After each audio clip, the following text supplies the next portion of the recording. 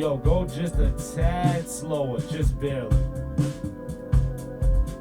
But until it gets off, I'll be letting that tongue lift off.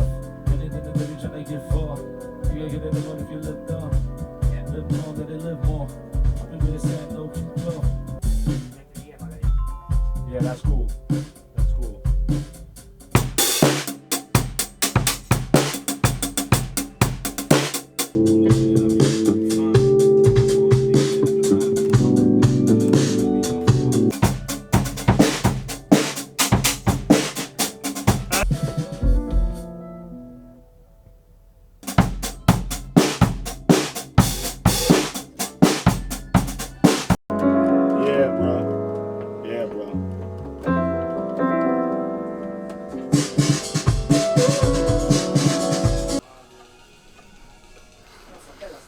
Oh no, I did it for the kill. There's still fingerprints around the stud, oh, but no spill 40 bottles on the floor, oh. Word to the spirit of a legend, how the floor rolls.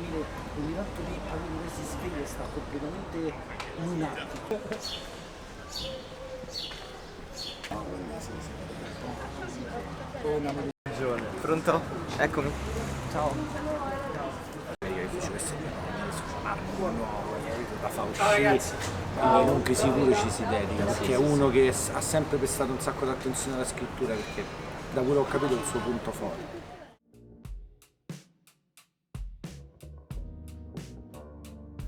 So I know you like salmon pasta. Yeah, salmon pasta.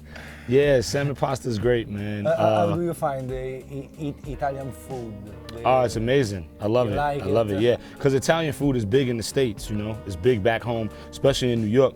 We have a very big Italian population, you know, Yeah. you guys. It's a lot of you guys out there. You got Little Italy, Staten Island, and different parts of Brooklyn. Boys. Absolutely, there's a lot of Italian culture, food and music, and just the way y'all are in New York. So I'm used to it, you know. I love it. They told me supplic, cacio e pepe too. Supplic, You like pepe. it? Yeah, I'm still It's- trying to learn how to say it, but that's nice. I like It's that. good, it's good. Sometimes we meet some people from America, from the United States, they come here and don't want to try the Italian Which is weird. cuisine. No, Which no, is no, weird. bring me to McDonald's just to have That's an hamburger. stupid. I say, let's try. That's If you don't stupid. like... I'm not gonna eat the same stuff I can eat at home when I'm in another country. That's stupid. It's Yeah, very I agree. closed-minded. Yeah, You gotta be I open-minded, agree, you know? I agree. Yeah. Okay, so you are here in Italy Yeah. to do a new album Yep. with the Dumbo Station Absolutely, boys. yeah. There is a live jazz band Yeah. in Rome. Yeah. And what it will be about, this album, Oh, on the man. lyrical side? Yeah, well, I've wanted to do an album like this forever. You know, if you know me, you know I'm a jazz head. You listen Okay, to my music, you hear jazz Yeah, Jill samples, Scott, yeah, you hear Roots, jazz Black Thought. artist stuff, and yeah, you hear, you know, live trumpet on every single album, keys and sax and different things like that, Fender Rhodes on every album. I'm a jazz head. I grew up like that my whole life. So, you know, being a jazz head and collecting jazz vinyl and all that type of stuff that I do in my spare time, I always said, man, I would love to do a jazz album, you know, like a Blue Note feel type of album. And live band, bring everybody in. And then Dom from Tough Kong, you know, reached out and it just made a lot of sense. So now we're doing it. And, you know, lyrically, it's gonna be what people always know me for, what people know about me. They know me for lyricism. They know me for speaking about Brooklyn, speaking about the way I grew up, speaking about the way things are. But I also speak on this album about growth, you know, being able to grow up and have a different life. You know, I'm a father, I have a son, you know what I mean? Wife at home, all that type of stuff. And this is about realizing the growth while still being who I am. You know, I'm the same person I've always been. I still Brooklyn, outside, corner store, all that stuff, but now I go in the house a little earlier. Yeah, you grow, know, I you do different- change. Exactly, yeah. So You are influenced by other things that you see in the world. Exactly. So you have a different view on things, especially with my son. You have a different view of things, you know what I mean? And this album is a reflection of realizing those different things. You are a worldwide artist. I Yeah. saw you at Hip Hop Camp, Hip Hop Camp, in yeah. Prague, and I see that you travel all the world go everywhere, to yeah. bring your music. Absolutely. And this is something very interesting because I think that hip hop is in his stereotype Mm-hmm. very linked to the hood idea. Yeah. My hood. Absolutely. But when you travel outside of your hood and you see all the world, Yeah. I think something changed in in your view. It has to, Yeah, you know, because when you see more, now you know more exists. You know, if I'm only looking this way, I don't know what's over here or over here. But as soon as I'm able to look over here and do, now I know all this other stuff exists, you know what I mean? So it only makes sense. Okay, now talking about Brooklyn and New York, when I was a little kid, I have my parents that traveled a lot in the world, and they always talked me about the US and in a specific way about the New York City as the country to look at, the land of the freedom, the land of democracy, the American dream. But my question is still the land of the freedom, and it was the land of the freedom. What is your idea? Because I'm seeing, because I remember that when I was a kid, don't ask me why, I was reading the Malcolm X autobiography. Yeah, beautiful book. And so I told to my parents, I don't think this is the land of the freedom. No, Right. I don't think the American dream is like they tell us. Right. But I ask to you. Yeah.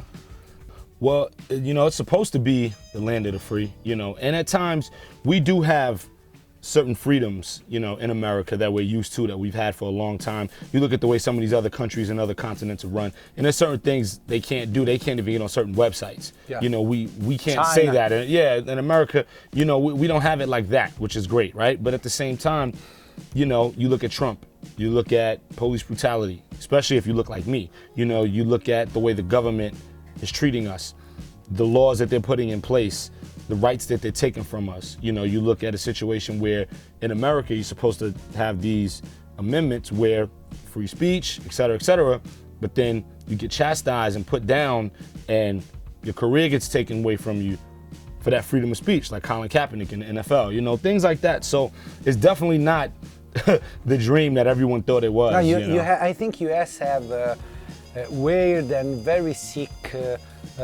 state of prison. Absolutely.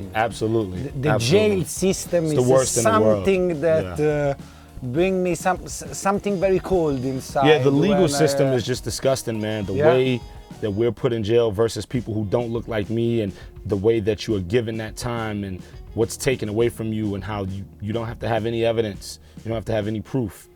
If you look a certain way, a judge and a jury can just decide that this is what it is, you know, and it truly is disgusting. And I go to other places like here, different places around the world, and have these conversations with people, and we converse and talk about these things, and they're blown away. They're like, I don't understand how this can be what it is if there was no proof, or if this was proven to be wrong, or whatever it may be. I don't understand, how did that still happen?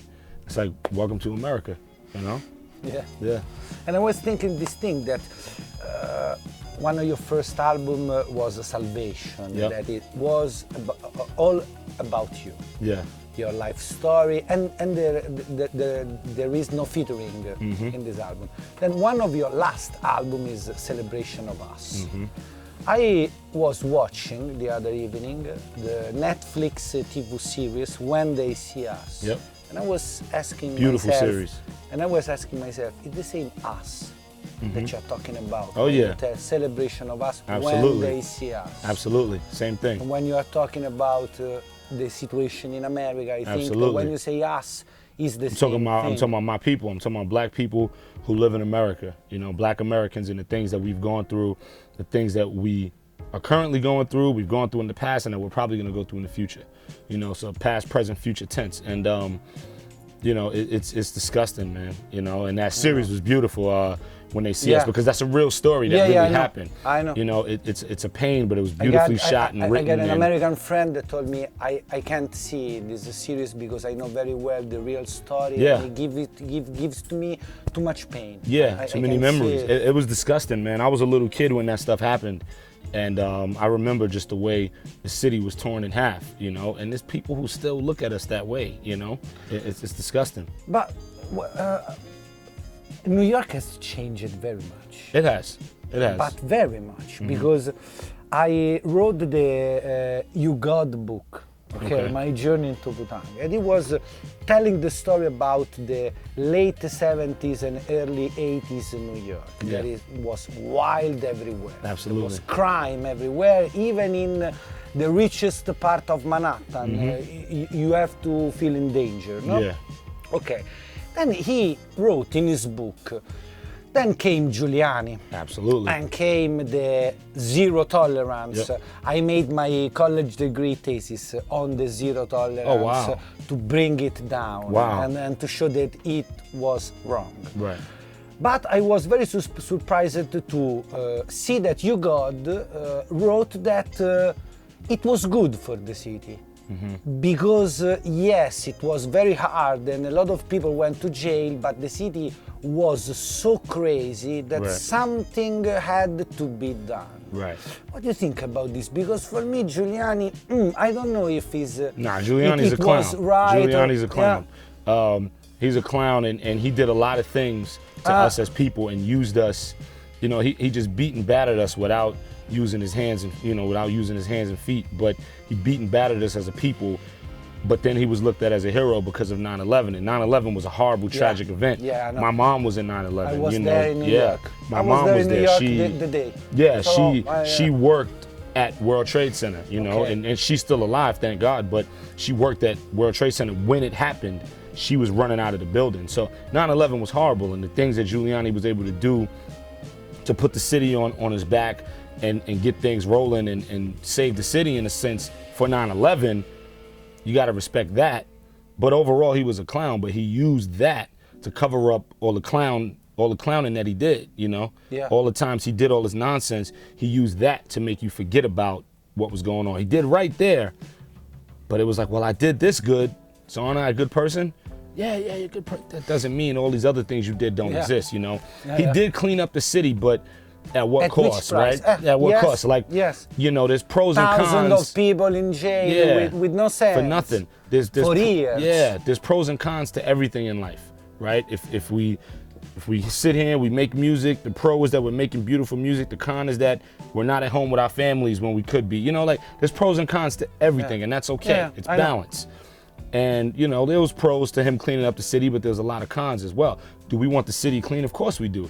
But there was a way to do that without affecting people the way it did, you know? And that's what we're agreeing Yeah. on, Do you remember the underground rapper named The Bad Seed, produced Yeah. by Knots? Yeah. He got a single that was for the kids, and the B-sides, there was this song called Julie, dedicated to Giuliani. Oh, wow, I didn't know Because he that. started, this is a song about a bitch named Julie. Honey. I didn't know that. And it was dope for me. So when I wrote You God talking good about Giuliani, I say, why you're talking good about Giuliani? Right, But this is a rap nerd thing. Yeah. Okay, I got a question for you more about your music Yeah. and your live career. I saw you live and I see that you are a real live MC. Thank you. My question is, do you do some form of training to keep you in shape, or you Right. have just the superpowers that when you jump on stage, bam, you transform Yeah, I don't- in the super MC that you Yeah, are? I don't really rehearse. Uh-huh. I kind of just jump on stage and do it. Okay. I don't really train or rehearse. I just been doing it so long. That's like a cook. If you're a cook, if you're a chef, you've been doing it so long, you don't need measuring cups. You know how much milk, Yeah. how much sugar, Yeah. how much flour, how much eggs. Like all Comes that. naturally. Exactly. So I've been doing this for so long, you know what I mean, that it just comes to me. Just other two questions about the music, and that for me is good. Nowadays it seems that we have just kind of two extremes. There is the super pop trap mumble rap with the Yeah. auto-tune and all melodic stuff. Yep.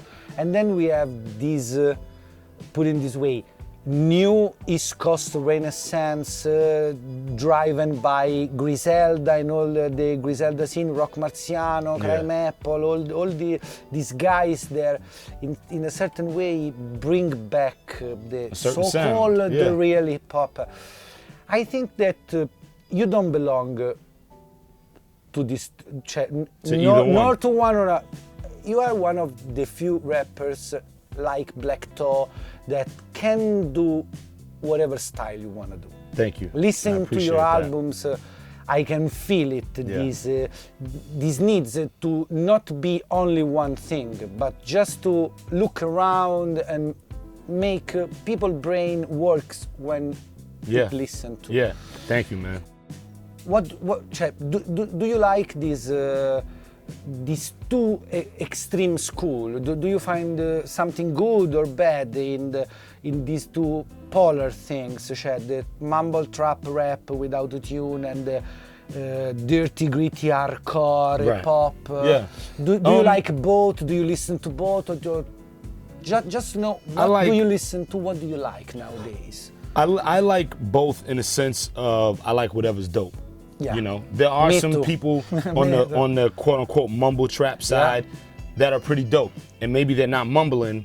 They're saying something. It may sound like mumbling because they rhyming fast and the beat is a certain way, you know, whatever. But they're saying something and it's dope, and it doesn't mean everything that comes over there is dope. Most of it isn't. But there's not 100% garbage. Yeah. Some of it is okay. Some of it you be like, that's all right. That's all right. That's not bad, you know. And then when you come to the other side, like you said, the majority of it is dope. But then some of it isn't really that dope, depending on who the artist is, you know what I mean? It doesn't mean everybody who's making gritty, dirty rap is dope, you know? You look at Griselda, those are my brothers, they're dope. They're super dope, like through the roof. You look at, all those type of guys and they're really dope, but then there's some guys trying to make that type of stuff. There's some guys jump on the bandwagon. Right. There's some guys that's trying to make Griselda type stuff or trying to make dirty hip hop or trying to make what they call real hip hop, and it may not be that great. You know what I mean? And it's not great just because it's underground. It's not great just because it's dirty or just because it's reminiscent of the 90s. It's great because it's great. You know what I mean? So that's it, So and I love the way you put it, that I'm in neither world. I'm kind of in the middle. And I've always been like that my whole career. You know what I'm about. I'm about lyricism, rhymes, telling stories, leaving a legacy and being great. But I could jump on this type of record or this type of record, but it's not gonna sound forced. It's all gonna come from the same place. It's all gonna have the same type of energy, and it's all gonna be from the same thread, and it just spreads out a certain way, Told you I will put you near to Black Toe. Appreciate it. The kind of MC that you can give to him any type of beat, and you know he will murder the beat. Thank you. Because I don't know, it's something about intelligence, I think. Yeah, thank you. Last question, but this is just a game for me, because I'm very, very a Brooklyn fan. Love it. A Brooklyn rap fan. Love so it. I know that the mayor of Brooklyn is Lil Fame from MOP. They told me so. Yeah, that's the homie, that's fam. We drove them from Rome to another Italian city with the van so you had a to nice have ride. a show. Yeah. To have a show with them. Okay. We was the opening act for the MOP. So we knew them, and they were very kind with us. They're awesome. And they told us, I'm the major of Brooklyn. But I got three names for you that for me are iconic of Brooklyn. And it's not Biggie, it's not the name you heard most always. people say, right. First name is Masta Ace. Yeah. What do you think about Masta Ace? Ace is awesome. For me, Masta Ace is one of the first to put the wise guy character in the rap game. Something that you listen to take advice from. Right. To learn from. That's a cool way to put it. Yeah. Yeah, Ace is awesome. And he's still doing it. Yeah. He's still crushing. He's still getting busy. We organized the live for Masta Ace and Masta Ace and Marco Polo in Rome 2 years ago. Absolutely. And this year, and I love him because he's very honest. Yeah, Ace is awesome. He's awesome. Brooklyn guy, spit, get busy, and like I said, he's still getting busy. And with the disposable art, I think he was the first brokest rapper And the second name is Sean Price. Of course, yeah. Sean Price was maybe my last best rap. Yeah, yeah. Something that we in Italy was doing. We were doing our sound check for our show, and the news come to us. Sean Price is dead. What do you say? Right. The DJ asked me, what's happening? And I told him Sean Price is dead. He instantly spin Sean Price records, and we find ourselves with the tears. Yeah. Something like a friend. Absolutely. I don't know why, but because that's how the music and the legacy it touched you. was You know what I mean? intelligent, ironic. He was it awesome. Was the P was- rappers P was- against other rappers, but Man, P was awesome, man. That was my fam, you know, that's like, you know, family, you know what I mean? Like hang out at his house and with his kids and wife, and you know, that's my fam, you know. P was my Great. brother, and we loved him. and he was awesome as an MC, awesome as a personality, awesome as a person. P was the best, man. He was fantastic. Great. Yeah. And the last name is just for me because I have got this book, the Lowlife, about the Lowlife gang in Brooklyn. Yeah. And the name is Thirsty Old There Yeah. is a weird rapper that I always loved him. I don't know why, but he sounded something like an old dirty bastard to me. Some freak rappers, very hardcore. Yeah, and always had his own style, and you know, very, very respected in Brooklyn. You know, dope dude. Obviously, everything he did with Polo, with Ralph Lauren is amazing. The way he was able to take that, and what started out as people looking at that narrative as hoodlums, right? Like running in Macy's and bagging everything and rolling out and punching guards in the face boosting. and right, you know, and doing all that, and turned it into a culture where hip hop and Ralph Lauren are locked Match. in. And then he did a book like a year or two ago, you know what I mean? With Ralph. Like, that's insane. Yeah, it's it's amazing. amazing. It's amazing. Really? You know what I mean? It's like, right. You know what I mean? Like, what he was able to do when people probably at the time just looked at him like, yo, these kids is crazy. They just wearing polo every day, socks and underwear, just polo, everything. They be boosting, running around. And you look at how he took that and he turned what people looked at as negative into a positive, and made all these different walks of life respect hip hop, respect him, respect Brooklyn and all that.